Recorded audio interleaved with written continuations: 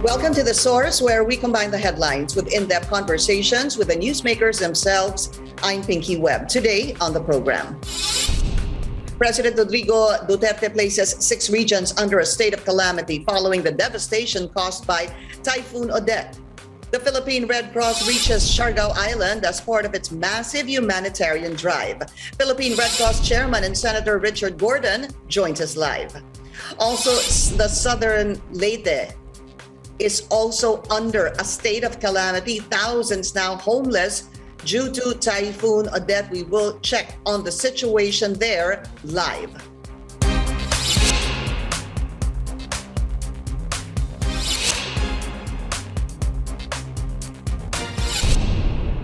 Meantime, President Rodrigo Duterte worries over the threat of the Omicron variant amid a shortage of funds. Here's the president in his own words. Natatakot lang ako. Somehow, kinakabahan ako kasi let me be frank to the public, depleted na yung pera talaga ng Pilipinas. We might get more funds pagpatong ng, sabi ni Bingbong, pagpatong ng 2022, may alibyo na tayo. We operate on the new budget. Let's now go straight to the source of the story. We have Southern Leyte PDRRMO head Danilo Atienza. He's in Masim Leyte right now. Mr. Atienza, magandang umaga po sa inyo. Welcome to the source. Yes po, ma'am. Good morning po. Kamusta po ang latest dyan sa Southern Leyte? Po, ma'am, Southern Leyte is heavily hit by Typhoon Odette. Of course, considering that the 18 municipalities and 1 city are all located at the coastal areas. And ang hangin na dala ng bagyong Odette ay talagang malakas, parang similar ng Typhoon Yolanda at ang ulan. And then mayroon din pong nangyaring mga surges sa ibang mga municipalities. Kaya all of the houses situated along the coast ay talagang totally damaged. Mayroon po tayong 85% ng total houses ng probinsya ay totally damaged. Talagang devastated. Heavy talaga ang debris sa mga thoroughfares na for the first 2 days ay we cannot access the municipalities. That's why we opted to use sea transport para maihatid natin yung immediate needs ng mga tao. Inuna natin yung island municipality, especially yung Limasawa, para maihatid ang kailangan na pagkain at tubig. At though mayroon tayong mga preparations na ginawa, like since last 5 days before the landfall, ay nagkakandak na po tayo ng mga meeting sa council. Opo. Saka Provincial Disaster Management Council ng Southern Leyte. And then, of course, mayroong preemptive evacuation at saka forced evacuation. Mayroon din po tayong ginawa na pre-disaster risk assessment at saka pre-positioning po ng food items at saka non-food items. Okay. But, because ang impact talaga ay talagang malaki. At umabot po sa almost 100,000 people that are now homeless. They are actually in evacuation centers, ay talagang hindi namin nakayanan na with our own local resources po ay kulang na kulang. Kaya nag-ano kami ngayon ng tulong from outside support. Opo. Of course, pumunta din po dito si President Duterte para din po magbigay ng tulong at saka ibang mga donors. Then yun pa rin po ay kailangan pa rin namin maabot yung mga power plant municipalities. So Mr. Atienza, Balikan ko lang po, no, ang sabi nyo nga, nakapaghanda kayo even 5 days bago po tumama si Odette. Yes po, ma'am. Ano ho ba ang naging siguro pinakamalaking problema na underestimate ho kaya ng ninyo yung wrath, yung lakas ni Odette? Actually, hindi po naman underestimate kasi yung mga post namin sa social media ay talagang sinabi ko na talagang malakas ang bagyo. Kaya po ma'am, nagkakaroon na po ng preemptive at saka forced evacuation. Mm-mm. Kaya nga kung i-compare natin yung sa kukunting casualty ay masabi po natin na talagang prepared po kami. Prepared po kami, Okay. ma'am. Yeah. Alright. Kasi So, kukunti lang naman ang casualty. But then, hindi natin mawasan yung mga bahay. Hindi natin makontrol talaga. Nasisira talaga at yung mga buildings. No, yun kami, nagpasalamat din na kahit ganun kalakas ang bagyo, ay kunti lang yung casualty namin. Dahil ano ho ba ang casualty count nyo dyan sa Southern Leyte?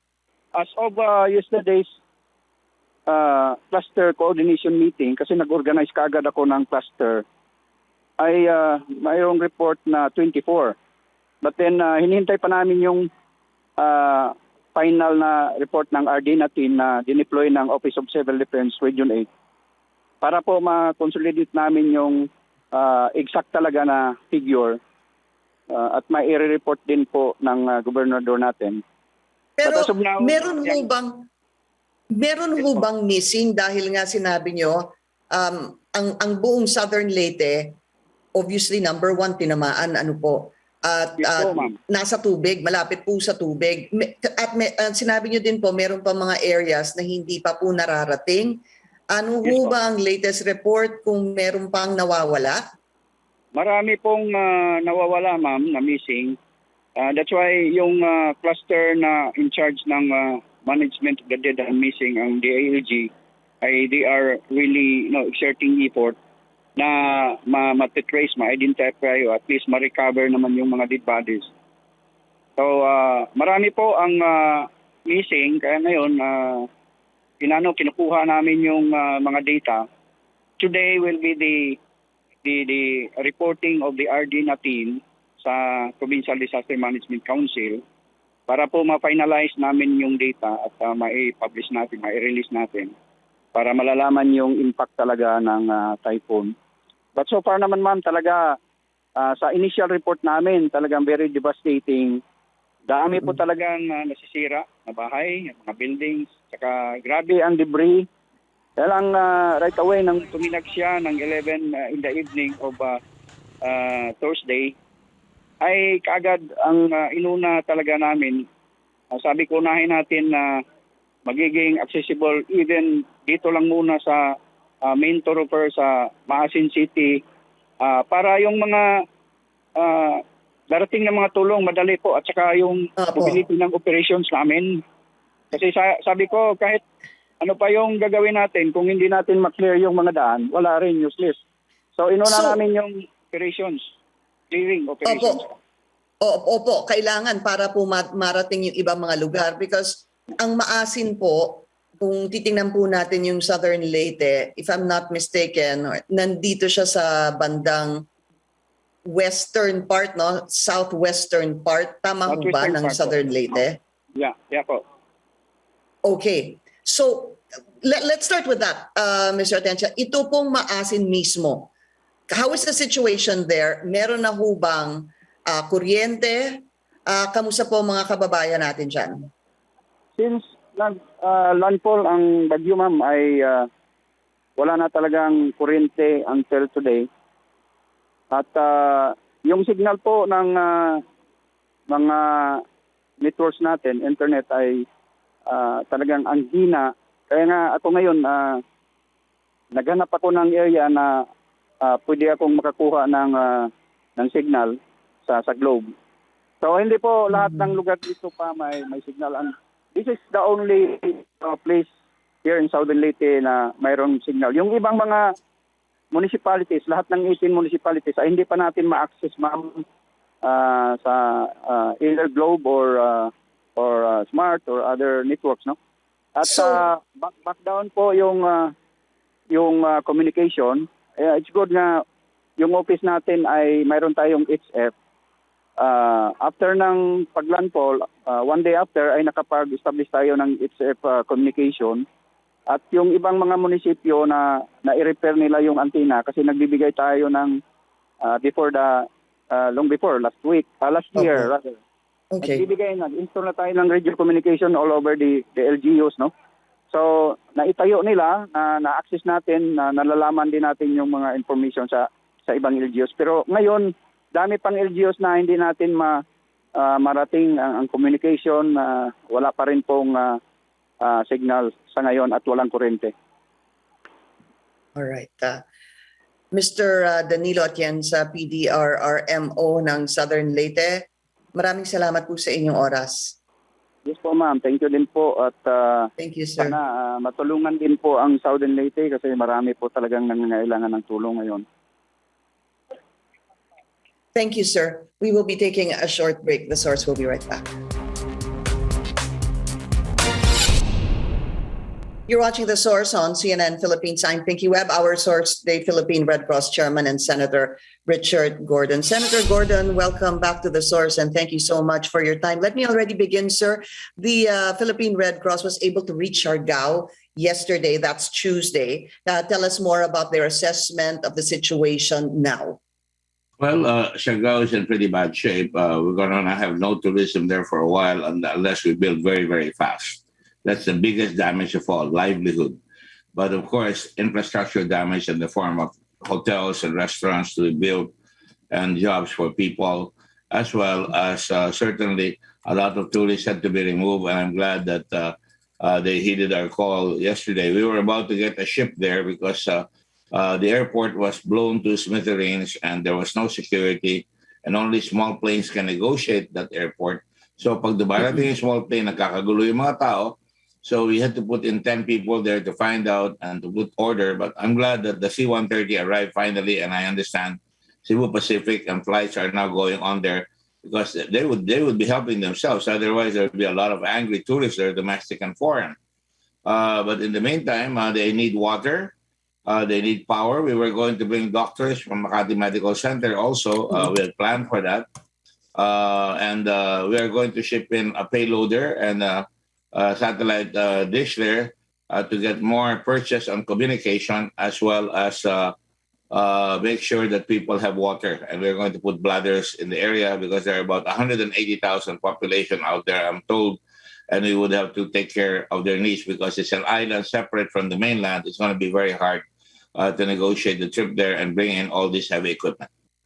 Right. You know, Senator, this is something obviously the Philippine Red Cross is used to, you as well. Where does one really begin? You mentioned a lot. Obviously, livelihood is most important right now, but infrastructure has to come hand in hand. Water is needed, power is needed. You're saying that you're planning to bring a satellite dish there, but what It's would there be already. The satellite dish is already there. I'm sorry. Ando na po. What would be the most important need right now in a situation, for example, in Siargao, where there's just complete devastation? Kasi everywhere. Everywhere. Hindi lang sa Siargao, ngunit sa Bohol. Ang kakailanganin dyan ay yung talagang maayos mo yung lifelines. Ang lifelines include power. Matatagalan yan. Water. Kailangan may water. Sapagkat kung walang tubig, hindi bali na walang kuryente basta may tubig. So, we're bringing in a water tanker there by ferry. And also making sure that everybody has containers so that they can get water. Food, we're bringing in food ready to eat and maybe a truck, if we can bring it there, that is already prepared to cook meals on the truck so that they just line up, so that there's dignity there. No? So yun ang mga lifelines. No? Communications will be handled by the SATCOM. And of course, health. The doctors in Makati will be able to assess as well as the Department of Health, hopefully, they can assess kung ano requirements doon. And then, what do we do now with livelihood? That is the next big problem that we'll have to settle. So by the way, I forgot to say, shelter for the little homes that have been practically eviscerated or practically removed and talagang masticated by the storm. So it's important na yung mga yan, ang mga unahing gawin, gano'n rin sa Bohol, gano'n rin sa Cebu, gano'n rin doon Southern sa Leyte. Siargao. Lahat, Leyte, Southern Leyte, gano'n rin. Sira yung mga ospital, basag ang mga salamin, mga bubong na tuklap, at dami-daming gagawin. At we are going to get food in the area. Kung mga bukas yung mga malls o yung mga groceries, doon na kami magpapabalot as is usual. That's usually what we do. We have sent 4 payloaders in Cebu. Meron na kami doon. Ang hindi pa natin ang pag-uusapan ay yung Dinagat Island. Tinamaan rin yan. Yes. Wala tayong narinig dyan. So nagpadala na kami ng tao doon. Siguro ngayon may aabot na tao doon dahil wala kaming chapter doon eh. I see.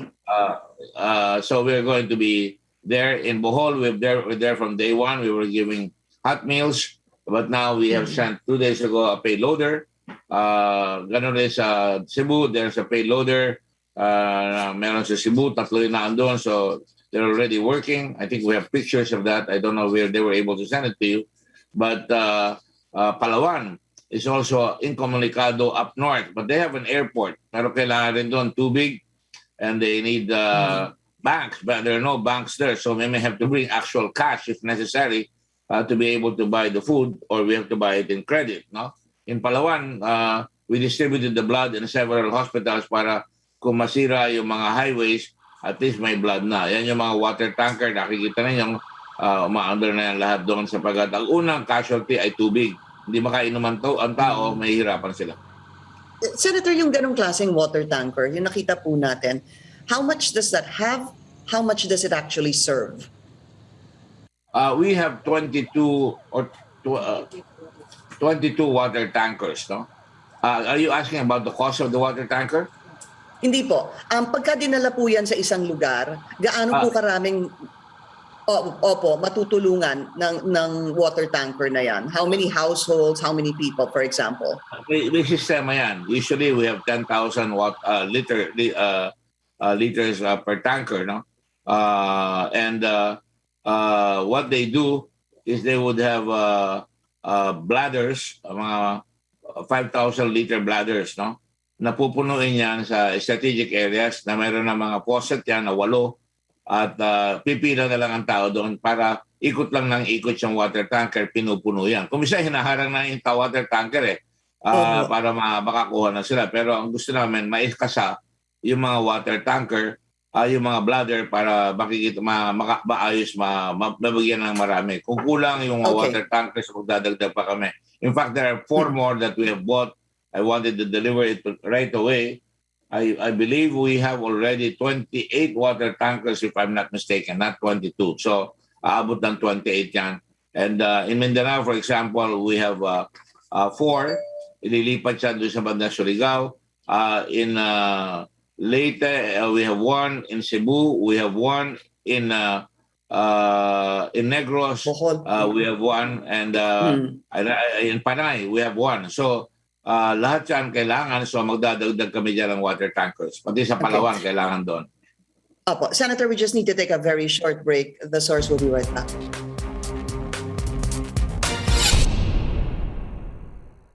Facebook. Our source today, Philippine Red Cross Chairman and Senator Richard Gordon. Just briefly, Senator, I wanted to ask, kailan ho kaya makakarating ang Red Cross sa Dinagat Island? We are trying to get there today. But again, by land and sea ata yun. No? I think we had to get a ferry there. The last time I went there. So we have to find out whether we can negotiate it by sea. Usually, yung mga tao tinamaan, so hindi nagbabiyahe mga yan unless so malalaman ko by the end of the day. Okay. As a last question, Senator, just an appeal probably to the public for those who still want to help, continue to help, don't know where to help. Paano ho ba, especially with the Philippine Red Cross? Well, papadala ko sa inyo para you can put it on your crawler, but you can send it in the following dito sa Banco de Oro, BDO, Metro Bank, BPI, PayPal. May mga numbers tayo, may mga accounts yan. And then, of course, meron tayong PayPal at saka GCash. At maraming numbers eh. Yeah, So I'll just say some we of them. actually have it on air, Senator. Okay, just a follow-up, sir, to the people who are waiting for help, who have no electricity. Christmas is around the corner. What would you like to say to them, siguro, especially doon sa hindi pa nakakarating ang tulong ng gobyerno, NGOs, or even the private sector? Kung meron kayong problema na kailangan yung tubig, katulad yung St. Paul's ng Dalaguete, yung hospital doon, inuna namin yon. I don't know if we had already gotten to them. 3 days ago, they asked for it for water. Hindi kami makaraan dahil harang lahat ang mga poste. I think by now, yesterday, umabot na sila sa Dalaguete, sa St. Paul's Sister of Charity. You know kung saan galing ang tawag? Tumawag pa galing sa Cagayan in the north. Tumawag yung Mother Superior nila para sabihin sa akin na kung pwede matulungan yung mga hospital nila doon. So we're doing that. We're also watching for the hospitals. Yung mga tao, you can call 143 pero huwag niyong babarahin. Maraming tatawag dyan kung kailangan yung patulong sa tubig, kung di kayo na sa servisyohan. Ilalagay namin doon sa aming operation center. That covers the whole country.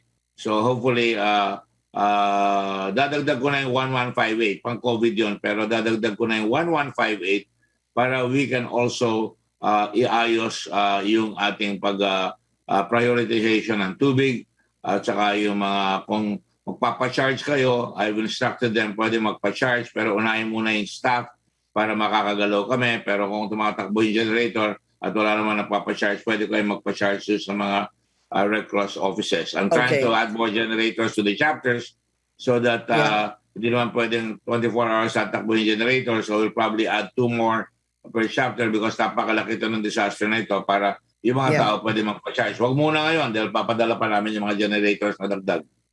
Senator Richard Gordon and to the Philippine Red Cross, thank you for your help and Merry Christmas to all of you.